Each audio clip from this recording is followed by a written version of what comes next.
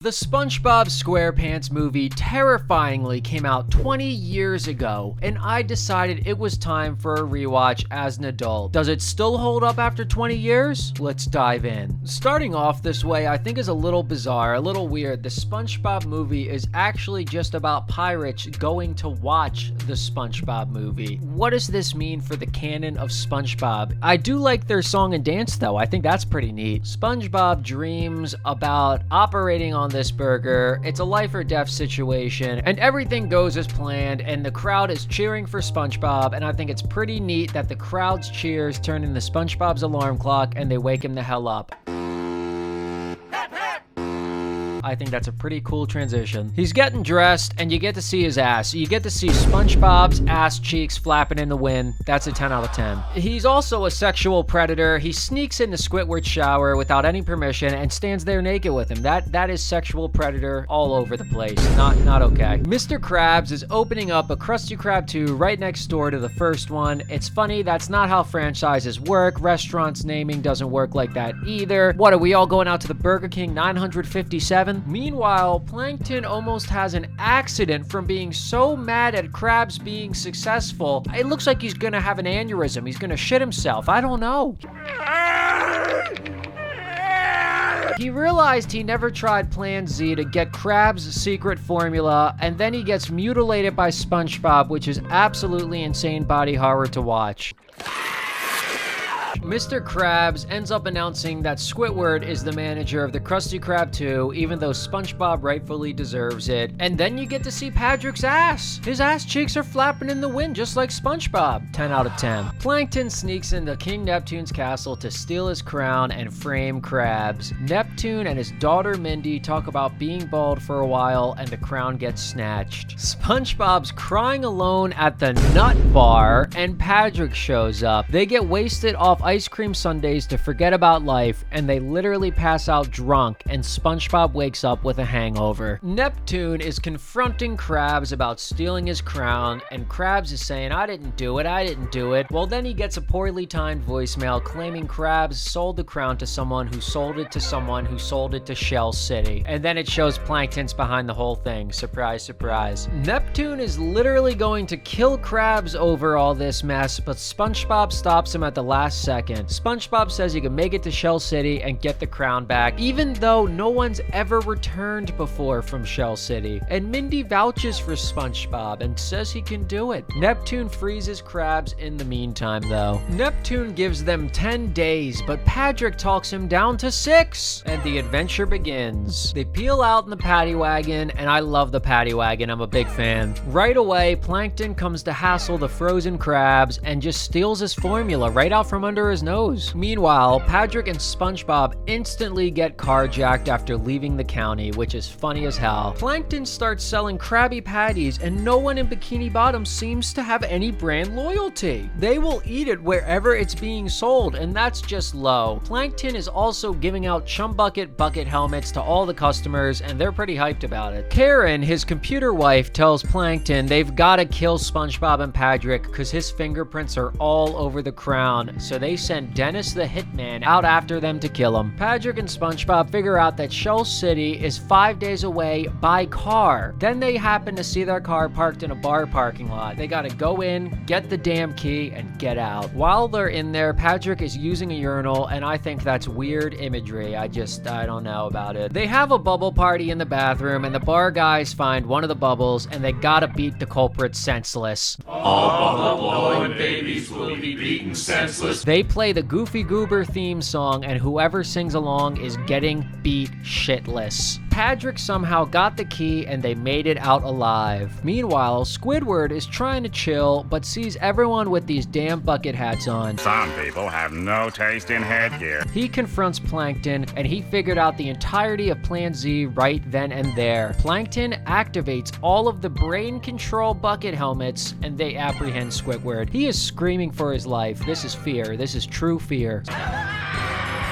SpongeBob and Patrick get distracted by some free ice cream, which turns out to be the sticky tongue of a beast. SpongeBob bites part of the tongue off, and they're finally off in the Pattymobile. And I just gotta say, the guts cat that this beast has in it is disgusting. They lure the beast off a cliff with the Pattymobile. He eats the Pattymobile, then something fucking massive eats him, and they are rightfully shocked as they stand there in awe. When they see the trench they have to cross, SpongeBob is ready to give up. He's feeling like a kid who can't survive. But Mindy finds them and she gives them an update on Bikini Bottom. Gary is strong as hell, by the way, and more body horror from King Neptune's hair eyes. They drink each other's tears in response to this news, which is absolutely crazy. Mindy says she'll turn them into men and just gives them a seaweed mustache. With their newfound confidence, we get a nice musical number to show them getting through the trench. They narrowly avoid death the entire time, and hand boning saves the day. That is a win in my book. The boys are finally near Shell City, but Dennis finds them. SpongeBob and Patrick are unbothered until he rips off their nice stashes, and they lose all confidence instantly. Plankton ordered Dennis to step on them, and it's definitely because SpongeBob stepped on him at the beginning of the movie, and I really like that. Bigger Boot steps on Dennis and saves the day just to make things worse. It's the Cyclops, and he steals SpongeBob and Patrick. They wake up in a fishbowl surrounded by dead fish friends used as antiques. Reality sets in that they'll be next, and the Cyclops actually enjoys tormenting these fish. What? He pulls them out of the fishbowl and throws them onto a drying table to fucking die. And as a kid, this part always made me feel really weird, and I don't know how to explain it. I couldn't process my emotions then, and I still can't. Right before they die, they notice the gift shop's name is Shell City. They made it to Shell City, and they notice the crown. They can die peacefully knowing they made it. The scene still makes me feel really weird inside. They cry a tear, sing one last song together,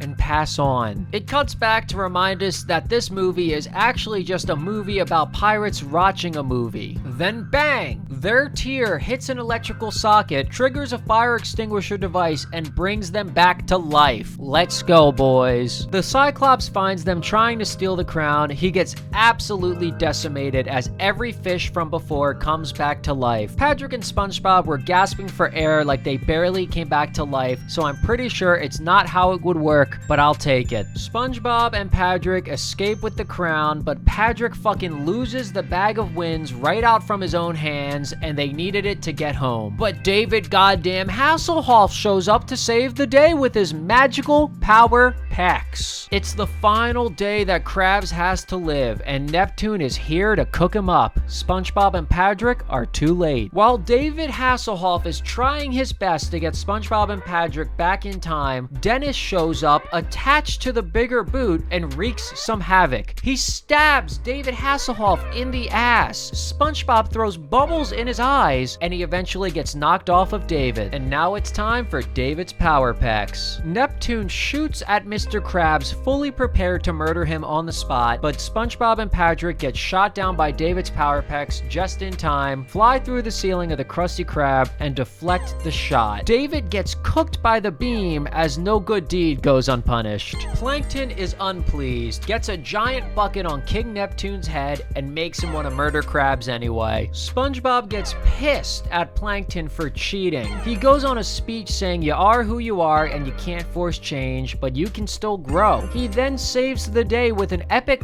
Goofy Goober rock song that's built a generation. I just noticed that he brings up all of the names people call him in the beginning of the movie, and I like that detail. A goofball! Wingnut! A knucklehead McSpazzatron! So a goofball, and a wingnut, and a knucklehead McSpazzatron! Also, Sexy Patrick, 10 out of 10. Also, SpongeBob is grabbing his crotch. SpongeBob shoots off everyone's mind control helmets with the power of music and saves the damn day. And Plankton gets trampled, then taken to the slammer. King Neptune unfreezes Krabs, and to round it all off, SpongeBob finally gets to be manager of the Krusty Krab 2. Iconic freeze frame ending with an iconic ending song.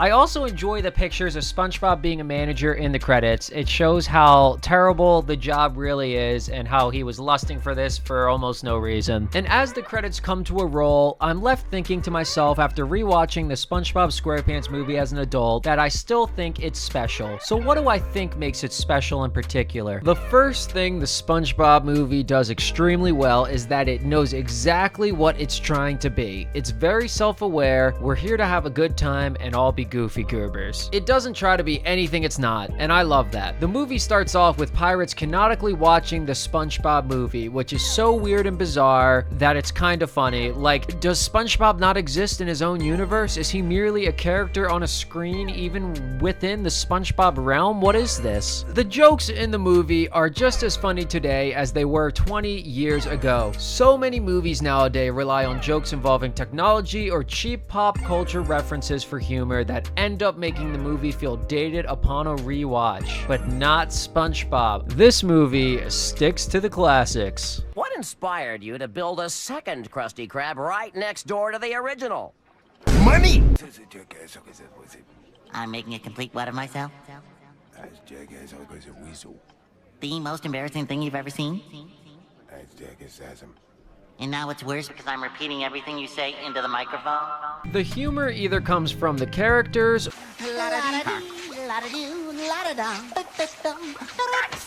Bob, what are you doing in here? or through clever jokes that are still relevant today. Be back here with my crown in exactly 10 days.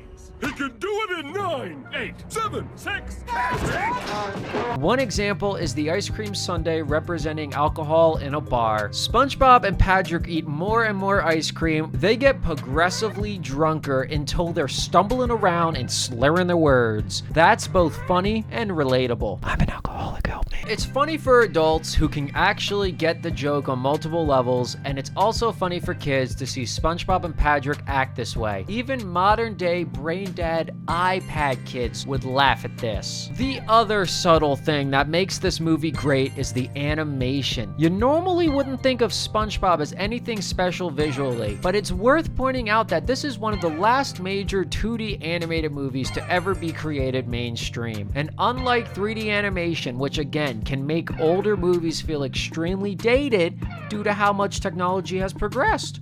Think of how awkward the animation looks in the older Toy Story movies. 2D animation, on the other hand, is ageless. It looks fast, sharp, and clean, and just as easy on the eyes to watch now as it was back in 2004. And I really wish more 2D animated films were still being created nowadays, but that's a rant for a different video. The movie deals with genuinely relatable, at times painful struggles that are key parts of the human experience. I mean, come on, being overlooked by your boss for a big promotion that you worked your butt off for and you rightfully deserve. Facing the criticisms from others that you're too immature and need to grow up. Realizing your own flaws and shortcomings and learning to embrace them as parts of yourself. And it does it all in a way that feels very natural. It doesn't drag down the goofy, carefree vibe they establish in the SpongeBob universe. It's great. We've all felt like kids in our fields. We've all been told in some way or another that we're not good enough for the role we had our hearts set on. Everyone has to deal with the struggles of learning to grow up and deal with the scary monsters in life. And that's part of what makes this movie so great. SpongeBob even confronts his own mortality in part of this movie. All of the themes this movie tackles make it something special because not only is it silly and funny, but it could also be pretty heartfelt. There's also several musical numbers in this film, and they're all pretty memorable. I'm not usually a fan of kids cartoon musical type shit. Even shows like Bob's Burger, when they try to do it, don't really do it for me most of the time. But I can't even be a hater in this case. No one can deny that Goofy Goober slaps. It's definitely one of the iconic moments in this movie, and it stands out as being especially memorable, along with a few other scenes. Like, nobody could forget David Hasselhoff randomly showing up and his giant peck cannons. Whoo, baby. All in all, this movie is special. The jokes are funny. The character's journey is a relatable one, and it still stands up after 20 years, and I'm sure it will stand up to another 20 years to come as well. I think it can definitely be considered a timeless classic that is worth a watch or a rewatch for anyone who's a kid at heart. They don't make TV show based movies like they used to. All right, thanks for listening.